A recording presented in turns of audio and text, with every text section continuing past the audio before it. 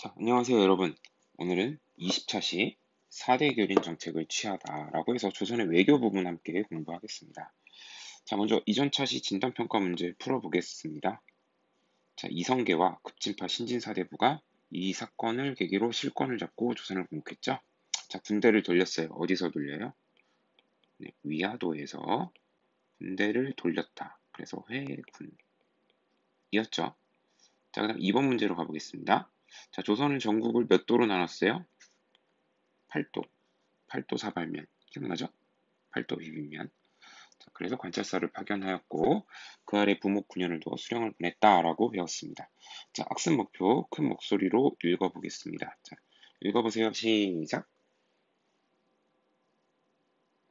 자, 조선 전기 대외 관계에서 가장 중요한 특징이 뭐다? 바로 4대 교린입니다. 오늘 시간을 통해서 4대 교린이 뭔지 배워볼 겁니다. 자, 개념 정리로 가서요. 일단 명나라와의 4대 외교입니다. 자, 명나라는 중국이에요, 중국. 중국의 오리지널 중국인들, 한족들이 세운 왕조가 명입니다. 몽골 세력 원나라를 몰아내고 오랜만에 중국인들의 왕조가 생긴 거예요. 자, 이 나라는 우리가 4대를 했다. 그래서 4대가 뭔지 알아봐야겠죠? 교과서 60쪽을 보겠습니다. 자, 교과서 60쪽에 보면요. 왼쪽에 4대 교린의 의미가 나와요. 자, 사라는 건 섬기다라는 뜻이고 대라는 건 크다, 큰 나라를 의미해요. 교라는 건 서로 사귀는 거고요. 린이라는 것은 맑을 린이 아니라 이웃 린입니다. 자, 그래서 큰 나라니까 섬기고 이웃 나라는 힘이 엇비슷하니 대등하게 교류하는 거. 이런 게 바로 4대 교류입니다. 그래서 조선은 큰 나라인 중국 왕조와는 주로 4대 관계를 맺었고요.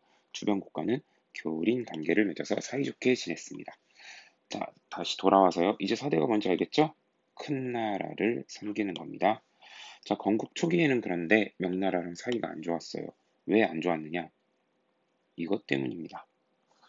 자, 태조 이성계와 정도전은 당시 명나라가 계속 우리 북방 영토에 대해서 그 욕심을 내자 안 되겠다. 명나라를 선제 공격하자라고 생각을 합니다. 그래서 명나라가 아직 몽골 세력들, 원나라 세력들하고 싸우고 있는 그 혼란기를 틈타서 요동, 중국의 랴오둥 지역을 먼저 치자라고 하는 거예요. 그럼 랴오둥이 어디냐? 우리나라가 이렇게 한반도가 있으면요. 자, 중국이 대략 이렇죠? 여기 톡 튀어나온 부분, 여기가 요동반도예요. 그래서 조선이 여기를 먼저 쳐서 명나라가 이 지역에 대해서 힘을 발휘하지 못하게 하자라는 거예요. 자, 근데 추진만 했고 실행하지는 않았어요. 어쨌든 요동 정벌을 추진할 정도로 명나라랑은 사이가 처음에 안 좋았던 거예요. 자, 그런데 태조 이성계의 아들 태종 이방원 때 이후 명과 친선 관계를 유지하게 됩니다. 그래서 잘 지내요. 그때부터 꾸준히 4대 외교를 펼치게 되는데요. 4대 외교의 내용과 성격을 알아보겠습니다. 자, 먼저 내용은요. 명나라에 일단 사신을 보내요. 조선이 사신을 보내가지고 조공을 하는 거예요. 여러분, 조공이라는 거는 요즘 뭐 연예인들한테 선물 바치는 거 이런 것도 조공이라고 하는데, 조공은 신하로서 예를 갖추는 거예요. 즉, 조선이 형식적으로는 중국 황제한테 우리 주변 국가에 신하다. 우리는 주변국이니까 중국의 신하다 해가지고 가서 정중하게 인사드리고 선물도 갖다 드리고 그게 조공이에요. 그럼 명은 우리한테 뭘 해주냐? 일단 명은 우리를 공식적으로 인정해줘요. 그런 걸 책봉이라고 그래요. 그래서 우리 교과서 60페이지 본문에서 조공하고 책봉 좀 더 깊이 알아보겠습니다. 자, 60페이지 본문에 보면 세 번째 줄에 조공 책봉 체제라고 되어 있는데요. 중국 왕조들이 동아시아의 여러 나라들과 맺었던 국제 관계예요. 중국한테 조공바치고 중국은 주변국한테 책봉을 해주는. 자, 이게 그 당시에는 보편적인 외교 형태였는데요. 명나라는 일단 주변국한테 조공을 받는 대가로 그 지역의 통치자를 국왕으로 책봉한 거예요. 자, 책봉은 각국의 독립성을 인정한 거고요. 형식적인 절차로서 실제적으로 내정 간섭이라든지 아니면 뭐 이렇게 간접적으로 지배한다든지 이런 게 아니에요. 자, 그러니까 책봉국 입장에서는 이 중국, 명나라를 큰 나라로 잘 섬기고 조공만 바치면 대내적으로 왕권이 안정되고 국제적인 지위도 확보할 수가 있는 거예요. 요즘 말로 따지면 제일 세계에서 강한 나라, 지금 21세기 세계에서 제일 강한 나라가 어디예요? 미국이죠. 미국하고 친하고 미국이 인정해주면 대내적으로도 정권이 안정되고 국제적으로도 인지도도 생기고 인정도 받게 되는 거죠. 자, 그 당시에는 명나라, 중국이 그런 존재였던 거예요. 학습지로 돌아오겠습니다. 자, 그리고 조공과 척봉 관계를 체결하면요. 그 해를 부르는 이름, 연호를 중국 황제 거, 명나라 황제 거를 사용하는 거예요. 만약에 사용하지 않으면 명나라가 이상하게 생각하겠죠. 니네 뭐야? 니네 우리 신하라더니 왜 우리 연호 안 써? 그러니까 중국 연호를 사용하는 거예요. 자, 그리고 명은 주변국이 조공을 바쳤는데 그냥 있을 수 없잖아요. 답례품을 아주 후하게 줬다고 그래요. 자, 여러분들 주변에 좀 이렇게 작은 나라, 못 사는 나라에서 귀한 선물이라고 가져왔어요. 그러면 잘 사는 나라, 큰 나라, 명나라에서 그거보다 약소하게 주면 체면이 말이 아니죠. 그래서 아주 푸짐하게 후하게 답례품을 줬다고 그래요. 자, 이렇게 보니까 사실 조공, 책봉 관계 그렇게 우리한테 믿지는 장사가 아닌 것 같죠. 손해보는 장사가 아니에요. 자, 성격은 왕권을 안정시킬 수 있고요. 국제적으로 인정받을 수 있어요. 자, 중국 선진 문물을 수용해가지고요. 경제적, 문화적으로도 크게 도움이 됐다고 합니다. 자, 그래서 이득이다라고 생각하시면 되는데 교과서 60페이지에 이와 관련한 자료가 있습니다. 바로 이건데요. 되게 재밌는 거예요. 자, 조선 정부가 왜 명나라에 자주 사신을 파견하였을까? 이거 외울 거 없어요. 자, 편한 마음으로 같이 보면 됩니다. 자, 선생님이 좀 중요한 내용만 읽어 봄직한 내용만 이렇게 하이라이트 줬어요. 명나라가 조선의 사절단들이 오는데 그 대접하는 비용이 너무 많이 드는 거예요. 답례품도 줘야 되는데 이게 너무 부담이에요. 그래서 명나라 황제가 이런 얘기를 해요. 야, 조선 니네 사신들이 이렇게 오면 너무 돈이 많이 들어간다. 매년 오지 말고 3년에 한 번만 와가지고 인사해라. 그때 3년에 한 번만 조공을 바쳐라. 근데 재미난 거는 일본은 야, 니네는 10년에 한 번만 와. 아, 니네 너무 자주 와. 그래도 어떻게 보면 조선은 조금 인정을 해준 거예요. 그래, 니네는 3년에 한 번. 아, 일본 쟤네는 별로 도움도 안 되니까 10년에 한 번만 와. 그러나 조선 정부가 이 명나라를 사랑하는 마음, 명나라를 흠모하는 마음이 너무 큰 거예요. 그래서 무슨 소리 하십니까? 3년에 한 번이라니 서운합니다. 1년에 3번 정도는 가겠다. 라고 해서 그걸 관철시켜요. 어떤 애는 한 번 추가해가지고 4번까지 보내요. 거기다가 부정기적인 사절단까지 하면 이 부정기적인 건 뭐냐면 명나라 황제의 뭐 생일이라든지 아니면 명나라 황제가 결혼하거나 이럴 때 또 막 보내고 해서 많을 때는 1년에 7, 8회 사절단을 보낸 거예요. 즉 여러분 이 이야기를 보면 조선 입장에서도 사실 명나라한테 조공을 바치고 사절단 보내는 게 손해가 아닌 거예요. 이것저것 받아오는 것도 많고 배우는 것도 많고 자 그래서 우리한테 나름 이익이 있었다는 걸 이런 자료를 통해서 확인을 했습니다. 그래서 되게 재미난 그림인데 성조창계 귀국시장이라고 해서 뭐 그림 이름이 중요한 건 아닙니다. 명나라 관리가 조선 사신을 송별하는 장면인데요. 자, 조선 사절단이 떠나는 거고 여기 송나라 관리들이 와가지고 잘 가고 있는 거예요. 자, 여러분들 보시면 알겠지만 지금 이 조선 사신이 탄 배가 짐을 엄청나게 많이 싣고 가죠. 이게 다 뭐예요? 이게 명나라 황제의 선물이에요. 자, 그러니까 여러분도 뭐 가끔 그런 경우 있을 거예요. 친척들끼리 모였는데 막 친척 애들이 와가지고 막 집에 있는 거 맛있는 거 다 먹고 여러분 막 장난감 컴퓨터 막 다 작살내고서 이제 집에 가는 거예요. 그럼 여러분들 배웅 나오죠. 그때 이제 빠이빠이 하잖아요. 잘 가 하잖아요. 그죠? 그때 여러분들 계속 스트레스 받다가 한번 활짝 웃죠. 잘 가 또 놀러 와 이렇게 하잖아요. 그죠? 근데 속마음은 그게 아니에요. 속이 다 후련한 거죠.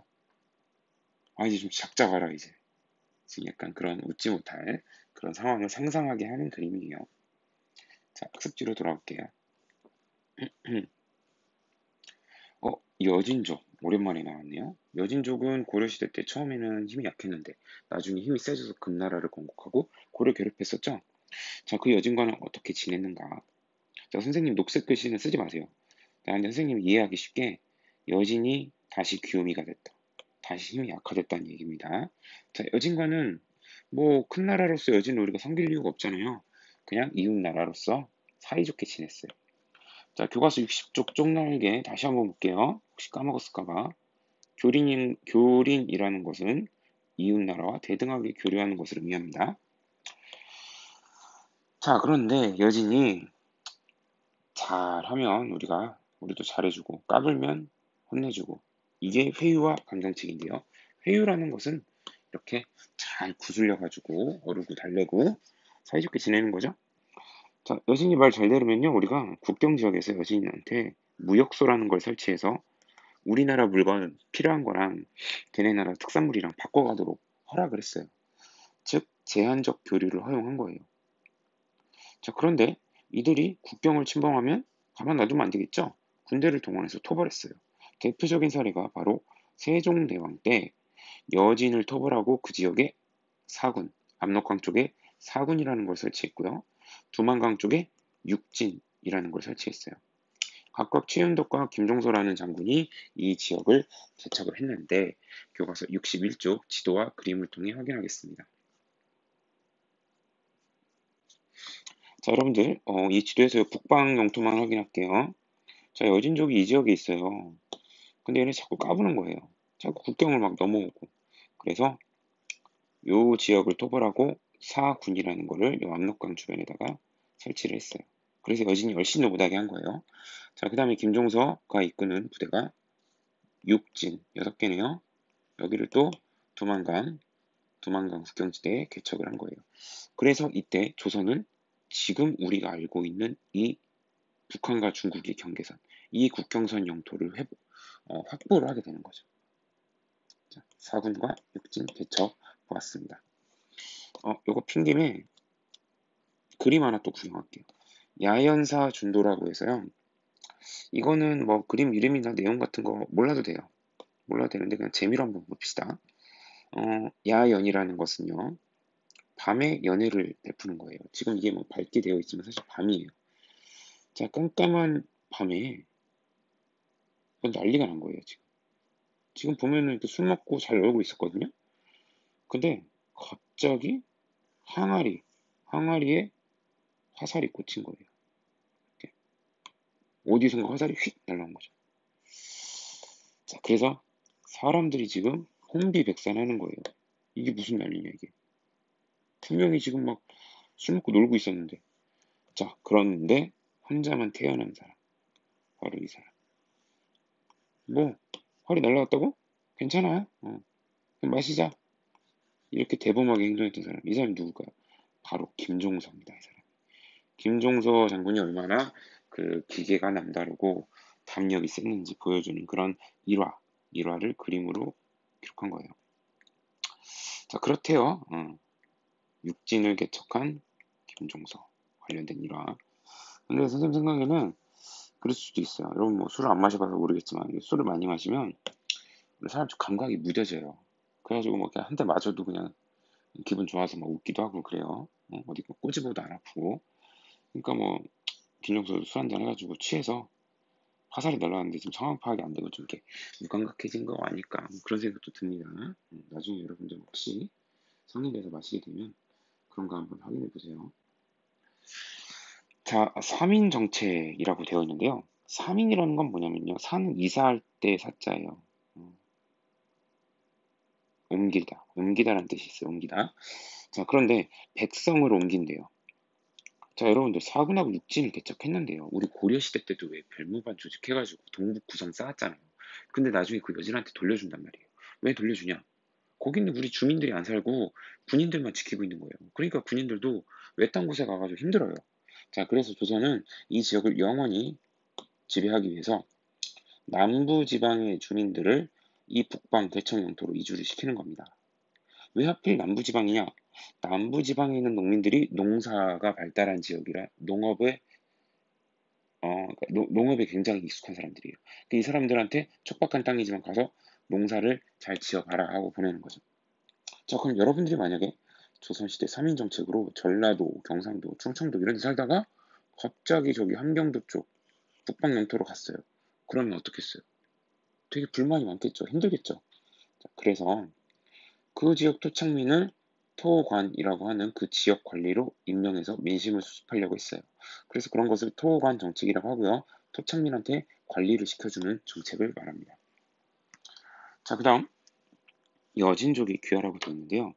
여진족 지배층 중에서 조선인으로 귀화하는 사람들이 있었어요. 그래서 이렇게 귀화한 여진족 지배층한테는요, 관직도 주고 토지도 수여했어요. 이런 방식으로 우리가 귀화한 여진족을 후하게 대접을 하면 여진들이 우리한테 까불지 않고 또 지배층들 일부는 조선으로 이렇게 귀화를 하겠죠? 그럼 우리 편이 되는 거잖아요. 자, 이렇게 여진까지 살펴봤습니다. 이번에는 재팬, 일본입니다. 자, 일본과의 관계는 교과서 61페이지 자료를 먼저 볼게요. 자, 여러분, 신숙주라고 하는 조선의 신하가 세종대왕의 명령을 받고요. 일본에 가서 일본에 대해서 보고 들은 거를 적어온 거예요. 그거를 해동 제국기라고 하는데요. 여기에 보면 일본인들에 대해서 이렇게 얘기를 해요. 신숙주가. 일본인들은 습성이 굳세고 사나우며 칼과 창을 능숙하게 쓰고 배를 부리는 데 익숙하다. 이들을 법도에 맞게 잘 다스리면 예의를 갖추어서 우리한테 이렇게 조빙을 하겠지만 인사도 하고 예의를 갖추겠지만 만약에 법도에 어긋나게 그냥 내버려 두면 방자해져서 우리를 노략질할 거다. 자, 신숙주가 굉장히 날카롭죠. 실제로 일본은 역사 속에서 이러한 모습들을 많이 보였어요. 우리가 조금만 방심하면 우리를 노략질하고 공격했죠. 자, 그래서 신숙주가 세종의 명을 받아서 일본에 파견돼가지고 일본에 대해서 여러 정보를 취합해서 책을 지은 거. 견문록이 해동제국기입니다. 왜 해동제국이냐면 해동은 어떤 나라라고 했죠? 우리나라고. 제국이라는 건 황제의 나라가 아니고 여러 나라를 의미합니다. 그래서 우리 주변에 있는 여러 나라들에 대한 기록을 적은 책입니다. 책 이름 몰라도 크게 상관없어요. 자, 학습지로 돌아가서요. 일본 내용 제법 있죠? 자, 일본과의 관계는 기본적으로는 교린 관계입니다. 근데 막부 정권이란 말이 나왔어요. 자, 막부 한국사에서 뭔지 몰라도 돼요. 그러나 이해를 돕기 위해서 간단히 설명을 하겠습니다.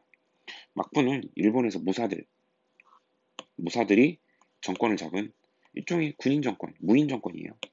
자, 그걸 막부라고 그래요. 그래서 막부의 중심지가 가마쿠라냐, 무로마치냐, 지금의 도쿄인 에도냐에 따라서 막부 이름이 가마쿠라 막부, 무로마치 막부, 에도 막부 이렇게 바뀌게 되는 거예요. 그래서 조선은 일본의 무로마치 막부와 에도 막부 시기에 존재했던 왕조인 거죠. 자, 어쨌든 이 무사들, 그 밑에 하급 무사, 뭐 이렇게 사무라이들 이런 사람들 생각하면 돼요. 자, 그런데 기본적으로 일본과는 역시 여진하고 비슷해요. 회유책과 강경책을 우리가 병행을 했는데요. 먼저 회유책 볼까요? 자, 개해약조라고 해서 그 해가 개해년이었는데 우리가 항구를 세 개를 일본한테 열어주는 거예요. 세 개의 항구를 열어줘요. 자, 제한된 범위에서 교역을 허락을 하는데요. 일본인에 대한 무역 통제를 강화하자 일본 애들이 삼포 외란을 일으켜요. 자, 다시 정리하면 일본 애들이 우리한테 교역하자고 하도 요구를 해가지고 우리가 세 개의 항구를 열어줘가지고 이렇게 제한된 범위에서 교역을 허락했는데 일본인들이 자꾸 거기에서 좀 이렇게 무도하게 행동을 하는 거예요. 그래서 우리가 일본인의 무역행위를 통제를 많이 하자 거기에 불만을 품고 이 일본인들이 세 개의 항구에서 난리를 일으킨 거예요. 그걸 삼포외란이라고 그래요. 그러니까 어떻게 보면 되게 배은망덕한 거죠. 자, 그 다음 강경책을 보겠습니다. 자, 뭐 시간상으로 봤을 때는 사실 강경책에 나오는 얘기가 더 먼저 있었던 일들이에요. 자, 일본 해적들을 왜구라고 하거든요. 일본은 옛날에 왜라고 불렀고 구는 도적이란 뜻이에요. 일본 도적들. 일본 해적인데 그 일본이 만화 원피스 있잖아요. 원피스 보면 해적 나오잖아요. 해적을 참 좋아해요. 자기들 옛날에 해적질을 많이 해가지고 그런가 이렇게 해적을 좋아하는 것 같아요. 일본이 엄청 해적질을 해가지고 고려 말부터 우리가 되게 힘들었어요. 우리도 힘들고 중국도 힘들고. 그래서 왜구들을 우리가 고려 말에 격퇴를 하죠. 그때 여러분이 잘 아는 이성계라든지 최영 장군이 이 왜구랑 싸웠던 거예요. 자, 그래서 이 왜구들이 참 문제인데 그나마 조선하고 대화가 되는 사람이 누구냐면 일본에서 대마도, 지금의 쓰시마 섬이죠. 그 쓰시마 섬의 우두머리, 대마도 도주예요. 섬의 우두머리. 그 대마도 도주가 그나마 대화가 통하니까 조선 정부가 대마도 도주라는 얘기를 하는 거예요. 그래서 걔네들한테 야, 니네 그 정부, 일본 정부 막부한테 좀 잘 좀 얘기 좀 해라. 왜구 좀 잘 단속하라고 해라. 그래서 이렇게 협의를 진행을 해가지고 왜구를 단속을 했었어요.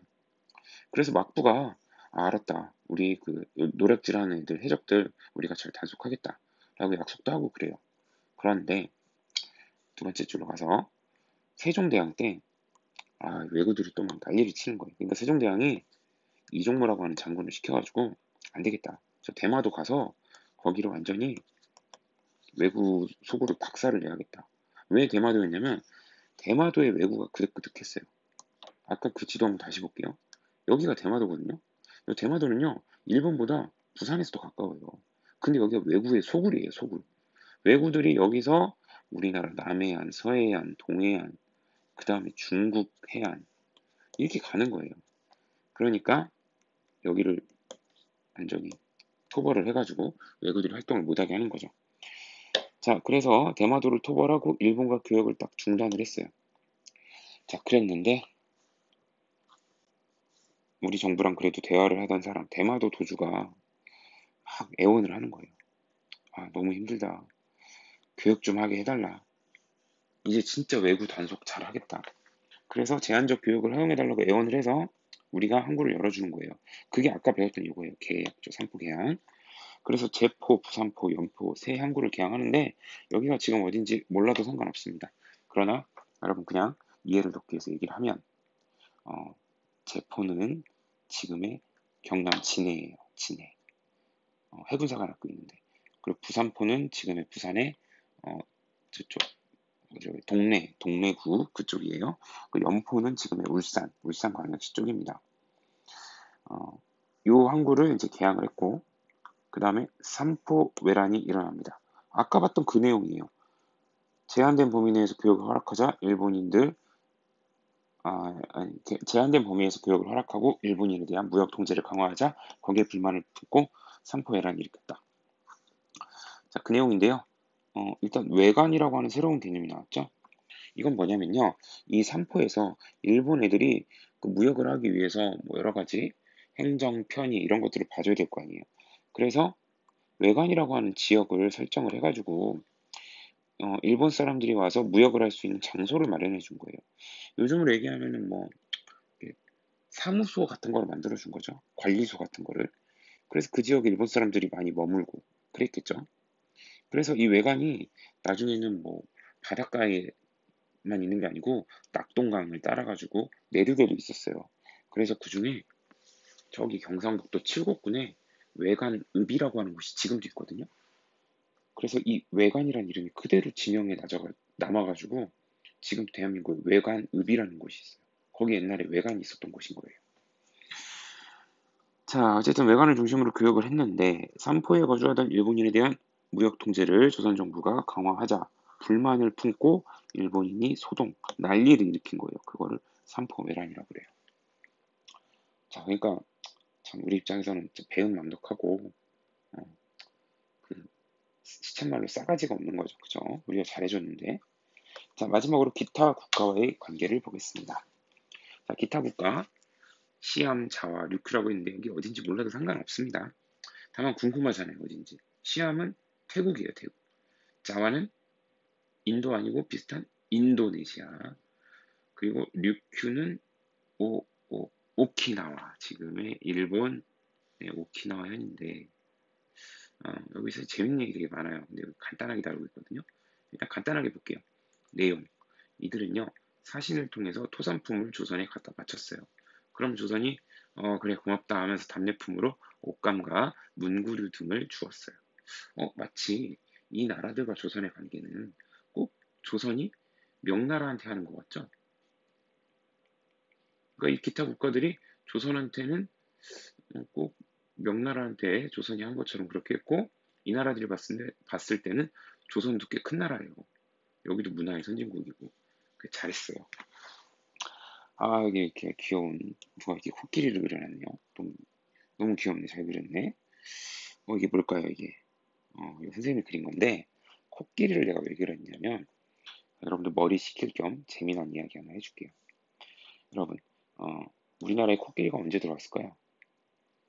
조선시대, 그것도 조선 초 태종 임금 때 우리나라에 코끼리가 들어옵니다. 그럼 코끼리는 어디로부터 왔는가? 의외로 인도 뭐 그런 곳이 아니에요. 일본에서 코끼리가 들어왔어요. 그럼 일본에 코끼리가 있냐? 없죠. 일본도 어디서 받은 거예요. 인도네시아 쪽에서 받은 거예요. 근데 그거를 일본이 우리한테 다시 선물로 토스해 준 거예요. 이거 사실 이거 선물계 매너가 아니죠. 남이 준 선물로 이거 막 돌려막기 하는 거. 아, 이건 안 좋은 거예요. 그죠? 어쨌든 일본이 우리한테 토끼 아니 코끼리를 준 그 이유가 있어요. 일본은 우리한테 코끼리를 주고 우리한테 불경을 받으라고 합니다. 불경. 대장경.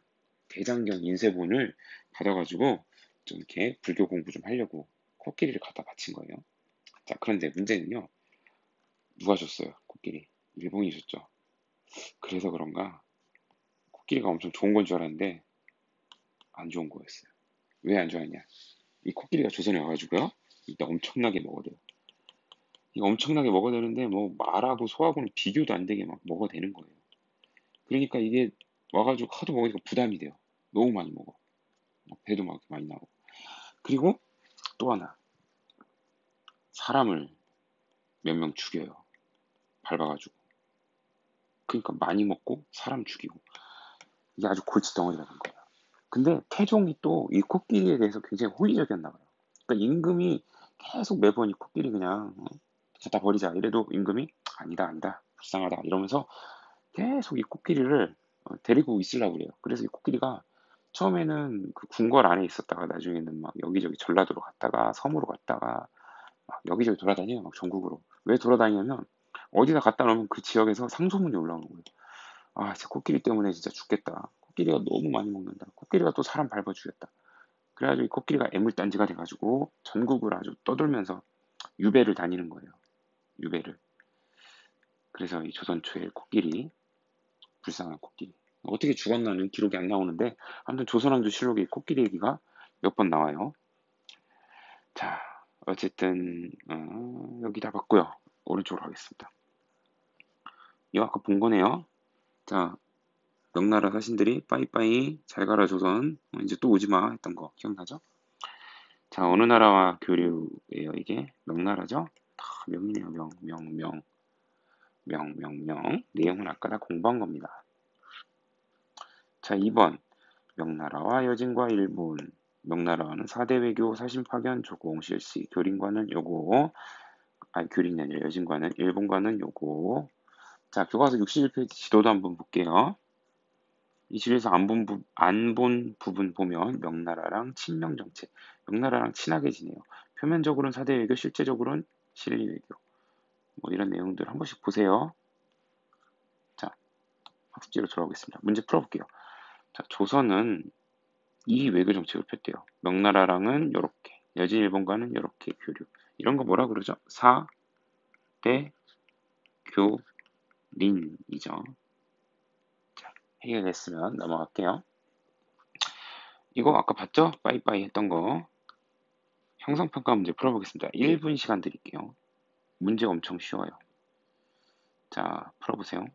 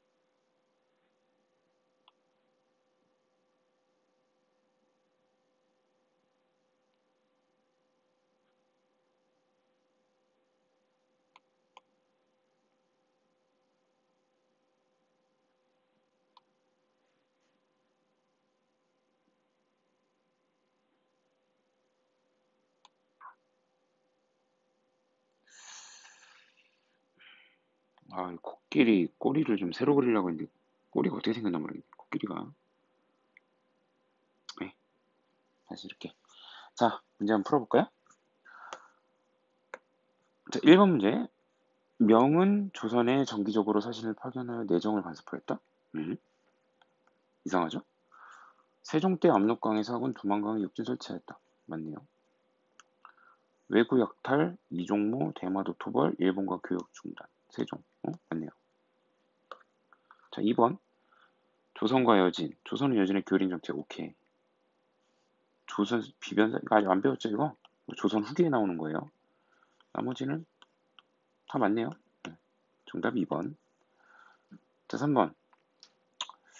최윤덕을 파견하여, 이거 자꾸 나오네요. 여진을 몰아내고, 사군, 김종수 파견해서 육진. 괜찮겠죠? 내용은 아까 배운 거네요.